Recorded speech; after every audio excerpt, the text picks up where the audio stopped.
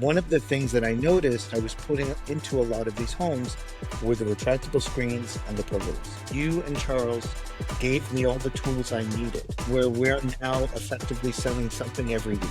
The relationship with the customer is paramount. I tell them I solve problems for them because that's essentially what I do. Good morning, everyone. Welcome to our second session of our podcast series at Azenco Outdoor. I'm Leslie Chapus, co-founder and vice president of Azenco. And today we are going to have a good discussion with Cristian from Sho Pros. Cristian is one of our top leader in United States, currently established in Florida and also in Caribbean. Cristian have done amazing project, commercial, residential. He's basically an expert in our industry. So we're gonna discuss a little bit today. So Tian can share a little bit some insights and also share his journey, challenges you face, explain a little bit how you manage, your company, your projects, really to share your experience and your expertise from the industry. So thank you for being with us, Cristian, today. Thank you for having me. I'm so overjoyed to join you. And this is, my second home. So I feel like we're just hanging out in the living room having a discussion. So it's absolutely fantastic. Thank you. So to start a little bit, I think it will be good that you discuss a little bit about your experience, your journey in the pergola industry. Explain a little bit about, your background, explaining your business evolution, how everything started, and how you reach where you are right now. Well, I mean, I think like almost every single person who's in the louvered roof business right now, we come from someplace else. Nobody starts out thinking, oh, what I really want more than anything else is to build pergolas, right? So, although it's a fantastic place to land, that I can say that without any reservation. I started out in the building industry in Los Angeles about 20 years ago, maybe a little bit more at this stage. Um, yeah, building homes from the ground up. And, you know, I ended up here in the Miami area, Boca Raton in particular, doing country club estates from the ground up. And it was taking me forever to see my ROI. So one of the things that I noticed I was putting into a lot of these homes were the retractable screens and the pergolas. Um, and so I kind of realized like this is a really interesting niche environment to be involved in. My partner Juno came to me and said, "Listen, I'm involved in doing these louvered roof systems, and I would like to bring you into this. I think you'd be really good at this." So we got involved. I started selling these systems, and I started getting outbid every single time in Miami by this really strange company called Azenco. And I couldn't figure out why I was losing these bids, right? So I went to go meet the owner of the company in her little office in her little factory in Hialeah. Yeah. And I sat down and I said, Leslie, how do I sell your product as well? And you said, you can absolutely sell my product, but you have to only sell my product. And I said, I understand that. So we got involved together. And that was really where I started focusing down on just selling louvered roofs and screens and the like. And I never looked back. So I have always had an incredible experience with Azenco in particular. The growth process that you're asking me about was exponential. And I really believe that the reason why it was exponential was because you and Charles gave me all the tools I needed to grow the business how I needed to grow it. And we invest a lot in that. That's true. It's insane.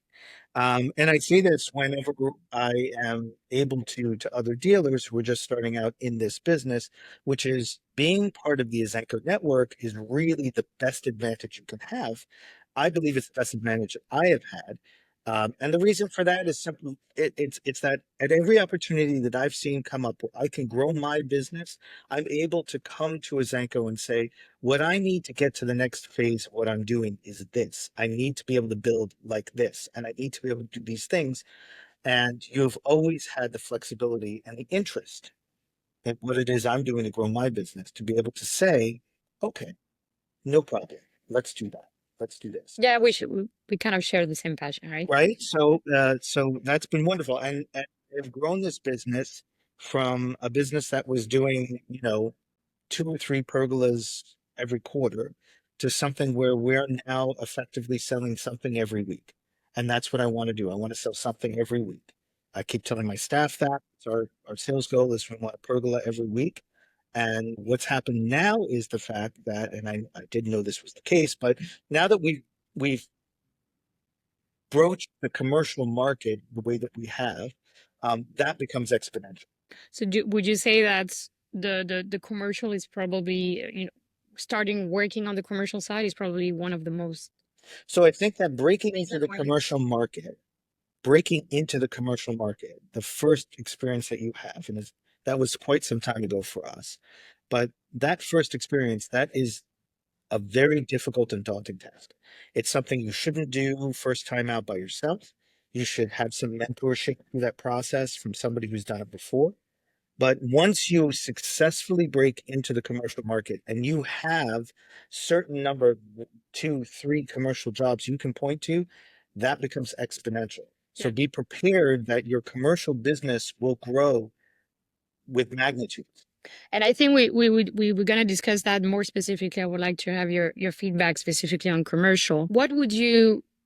How have you seen the market, the industry of the pergola change from the last years? What have you seen different from the moment you started from now? Your product has evolved in very meaningful ways where the customers are getting what they're looking for. One of the things that I say about that is the fact that the Azenco product is very bespoke.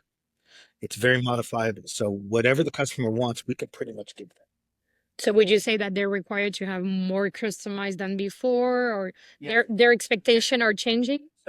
So one of the things I always remind my staff is we sell a luxury product. The Azenco pergola is a luxury product. And when you deal with a luxury product, you're dealing with a luxury customer. And that customer is going to have all sorts of interesting ideas about what they want out of their pergola experience. They're going to have the wherewithal to hire designers and people that are going to inject other opinions of what they want. And our job as a dealer, in many ways, is to interpret all these different concepts and land on something that makes sense for what we can build, right? Okay. So to answer your question, I think that the influx for me personally here in Miami, what I have noticed is the influx of people coming into Miami with wealth. And I say that specifically because we are discussing a luxury product, have come down here with the idea that they want to expand into their backyard outdoor living space, and they want to do it in a way that they can blow the minds of all of their friends and colleagues. They want something in their backyard that is exceptional and revolutionary. We could deliver that with this product. But it has kind of raised the scale in what is required for us to be able to our capacity of knowledge and how these things are built. We're pushing the boundaries and the engineering that is required to make sure it works right. We're pushing the boundaries and how we can employ the materials so as to still offer a value price point to the customer. That's often a very difficult part of this equation. I can solve your problem, but it's going to be 5 times more than you want to spend. And so getting it into a price point is really effective too. So, talking about projects specifically, maybe you can share a little bit with us about. Okay, so you do residential, we do commercial. So let's talk about the residential first. And maybe if you can share with us unique aspects, what is on the residential side, how you identify, the client needs, how you approach customization. So you are in Florida, engineering is, of course, very important because this is necessary. Projects in Florida required job site specific engineering, no matter what product you do, and how you manage, your installation on residential. Whether it's residential or commercial project, the relationship with the customer is paramount. So I can't do anything unless I have really solidified my relationship and my trust with the customer. So in a residential scenario, that trust translates into they're giving us the ability to move the project forward in a meaningful way. And their trust giving me the ability to solve some fundamental problems in their properties that otherwise they shouldn't be privy to. For example, drainage. Okay. So in a residential project, one of our biggest concerns is drainage because these people are going to be sitting under their pergola. And in Florida, it rains on a Tuesday at 2 p.m.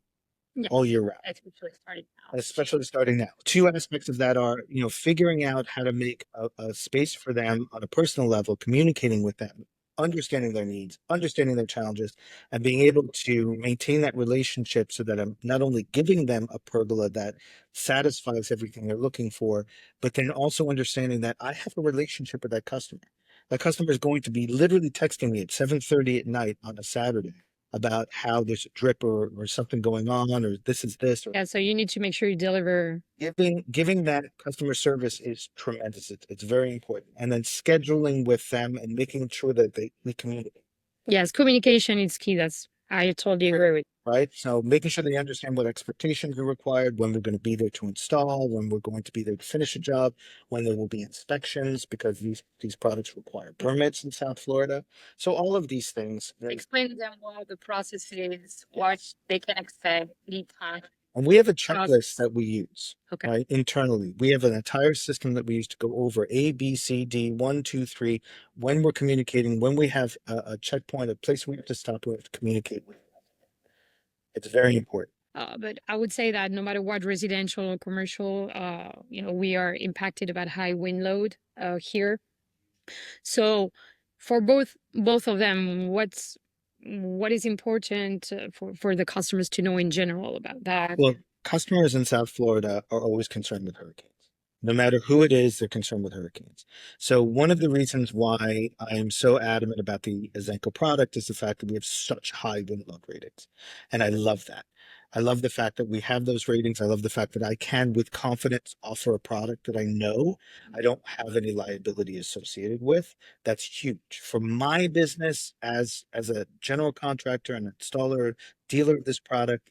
For me to be able to go into a contract with a customer and feel like I have confidence, knowing that I'm giving you the very best thing, and the fact that if we have a hurricane, you will not come back to me and say this fell down, it's huge. Especially because I work in the Caribbean as well. And in the Caribbean, there are no building departments. There are elements that will police this.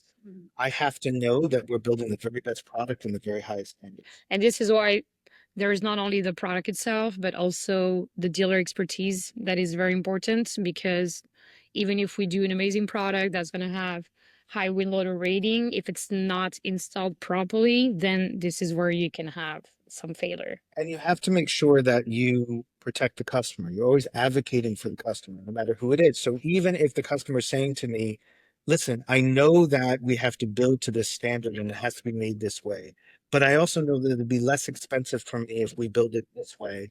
And I don't care if we don't have any permits, or I don't care. I had a customer in the Caribbean say to me, I want it built like this. And I said, I will not build it like that, because that is going to be against Miami-Dade standard, Miami-Dade codes. For wind load, it will blow away in a hurricane. And the customer said to me, I don't care. I'll worry about that. I'll buy another one. I have to take the stance as a business owner and as a contractor and as a moral person who is advocating for my customer to say, no, I won't do that. I won't do that. I won't allow you to make that mistake. And I won't be in business with you if you want to make that mistake. Yes. And walk away from huge amounts of money. For sure. You are the expert. So I think the dealers here play a huge role. So we are the manufacturer. We understand and we have the vision of what's happening next, but we've really focused on the product development and manufacturing a high quality product, and then transmit that product to our network of experts. I think it's important that they have somebody on site according to local building code, even if there is no building code, but that have knowledge of construction background. It's very important. Well, and then the commercial side in the Caribbean, for example, a lot of the reason why we end up in the driver's seat in these situations and we get awarded these contracts is because those projects, they want the standardization. They want to know that whatever they're purchasing will meet or exceed Miami-Dade hurricane standards. So, being in the position where you could turn around and say, look, this is this product and it does meet or exceed these standards, and I can guarantee it, that's how you win a contract. There is much more demand that we used to have in that sense. So, we have projects from resorts, restaurants, hotels, country clubs, schools. I mean, the commercial side is very large. There's different segments. So can you tell us a little bit, what is the difference with residential? How you handle a commercial project, or what do you need to take into account when you do commercial projects? It's funny because you're actually hitting the nail on the head, which is that when you talk about residential, that's really easy to define. It's somebody's home, right? Yes. When you talk about commercial project, the easiest way to define commercial in the beginning is to say it's just not residential, because there's so many facets to it. And each one of those facets, if it's a country club, if it's a restaurant, if it's a hotel, they all have different requirements, different needs. They require you to approach them with a different set of scope in how you are solving the problems for the customer. So that's an interesting thing too. I would say to you that as a corporate edict for me, if somebody asks me what I do for a living, I don't tell them I'm in construction necessarily, and I don't tell them I build louvered roof products. I don't tell them I build pergola. I tell them I solve problems for a living, because that's essentially what I do. I solve problems. And for each one of these different commercial aspects, let's just take those three in particular, a hotel, a restaurant, or a resort. They have very different problems they need to solve. For example, if it's a resort, we can often sell them our breeze, because the resorts they're not as concerned with watertight environments or things of that nature. They're just looking for the aesthetic. Architectural elements, a little bit of shape. So we can use our breeze for that, and we've been very successful with that. When it comes to a hotel, hotels also like to use our breeze because they don't want the automation. They don't want the headache of knowing that it's a louvered roof system that opens and closes, and there's automation, there's all that kind of stuff that goes into it. So sometimes they'll say we want that, and sometimes they'll say we don't want the headache of it. So having these different products available to solve the problem is very useful. Yeah. Say I'm going to one manufacturer and it has everything you need. Dining spaces almost exclusively always want our blade, because they want the experience of having it open, and they also want it to be closed. And the one thing I can tell anybody who is trying to sell an R blade to a restaurant is make sure that they understand that this will leak a little bit from time to time. No matter what happens, you're going to get some aspect where water will enter. If it's on the side, like not necessarily the roof leaks, but if it's on the open sides, if there's some aspect. Yes, if you, I mean, the sides are open. Closed roof. It's not a formal space where it's going to be totally watertight. You cannot make it totally watertight, because make sure that your customers have a realistic expectation of what they're receiving ahead of time.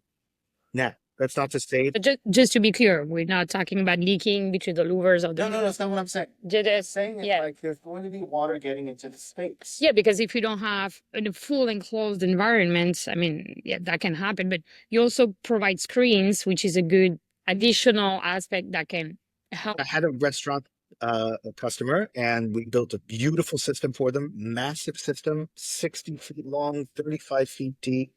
Spectacular, no columns anywhere, amazing. That's a huge amount of water to get rid of off of the roof. And we designed the system to expel the water into a planter in the front. And I kept saying to the general contractor who was building that planter is not big enough. You're not going to get rid of enough water. You don't have enough volume. You need to actually get the MEP contractor, that's a mechanical engineer, to come in and do a calculation and figure out how much drainage goes out and what do you have to do. They never did that. So I get a phone call from the restaurant, and the restaurateur says, my entire restaurant's flooded. I thought you said that the pergola would be watered. The pergola. And I went there and I looked at it, and it was like a waterfall coming over the front of that thing. The entire restaurant was flooded.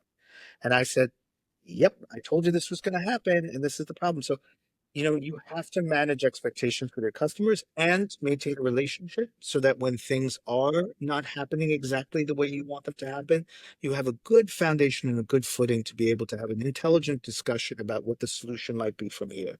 Yes, and I think also on the commercial side, you can have other prescriptors involved on the residential, but I think it's even more the case on the commercial side where you always have an architect, or designers, contractors. So it's really collaborating with all, not only with the customers. I mean, commercial is just super complicated. I mean, that's why I'm saying that not for the faint of heart. It's not anything you should be considering if you haven't built probably 20 or 30 of these in a residential environment. And also, you need to be a general contractor. I don't care what state you're in or what's going on. You need to be a general contractor. And the reason why is not so much for knowledge of actual physical construction, right?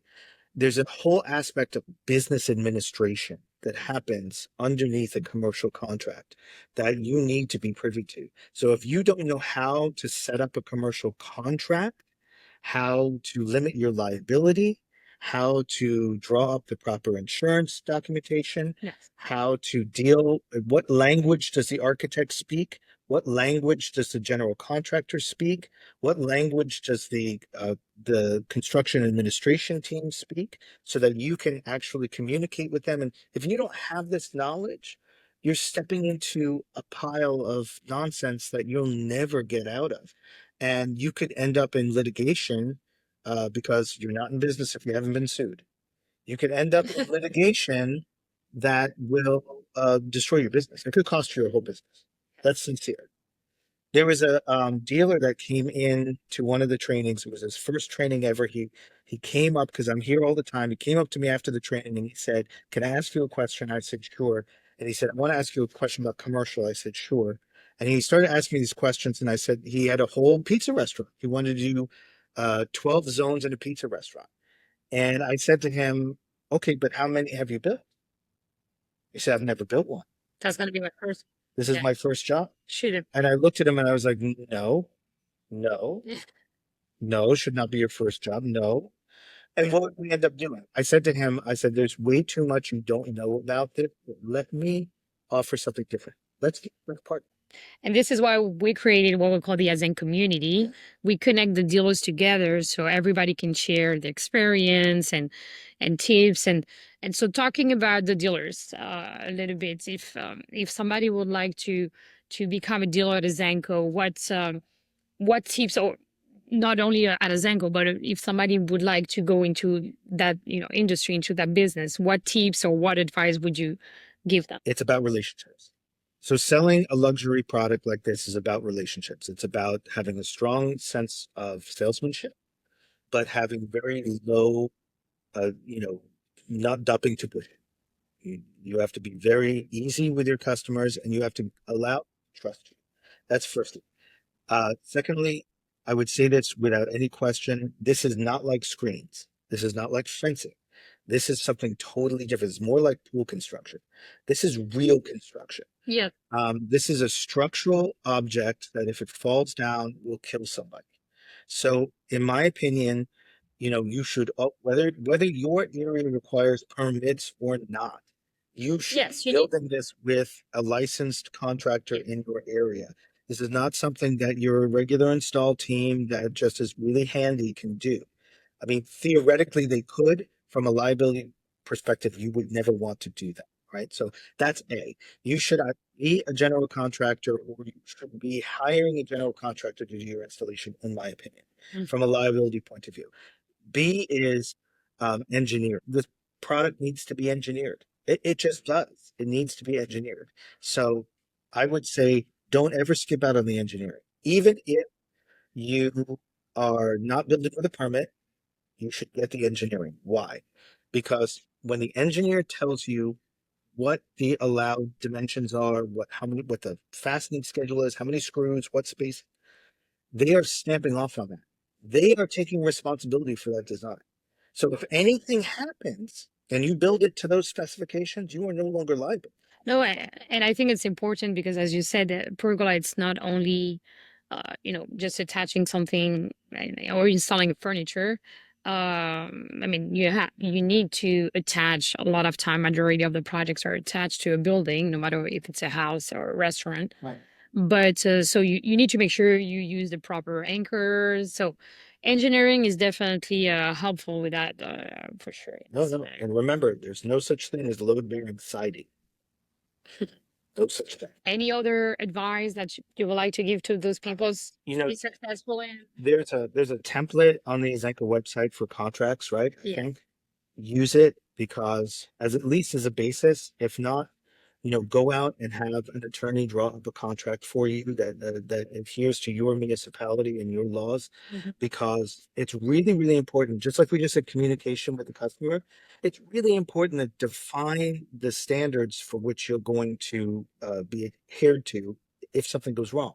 So, commercial is really easy to determine if something's gone wrong. They'll tell you something's gone wrong, and you'll have an opportunity to, remedy that.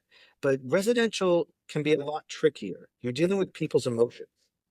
So when you're dealing with people's emotions, they have a tendency to get very emotional and feel cheated or feel something went wrong, and you're not being honest with them, even if you are.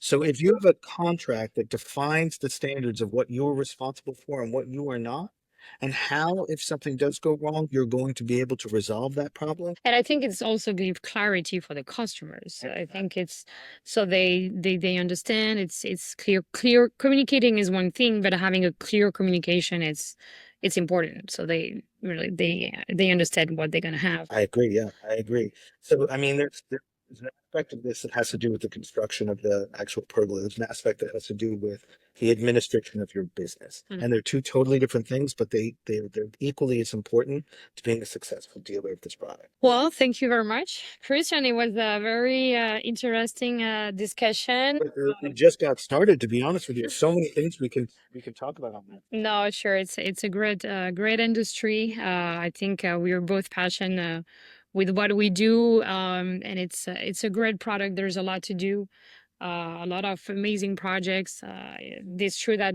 our full collection of products really offer. And it's getting wider. Yes. I can't wait for our week. Yes, yes, it's coming soon. Coming soon. So yeah, no, it's great. I think we shared a lot today. So thank you for that. Of course, I invite all the people that's gonna watch that video to follow us on our social media at Azenco Outdoor to be able to see all the amazing projects that our dealers doing, including Christian, and also to follow Sho Pros Florida, so you can see all the amazing projects you've done. And we've got a new website coming soon to kind of like Nice. really, really capitalize on everything. So we're super excited. Perfect. So we will do more podcasts soon, different topics with other dealers as well in different region in US. We will talk with also some prescriptors and other experts in the industry. So very excited to continue those podcast series. Thank you. Thank you very much. Thank you for doing this for everybody. Really. Yeah, perfect. Thank you. Take care.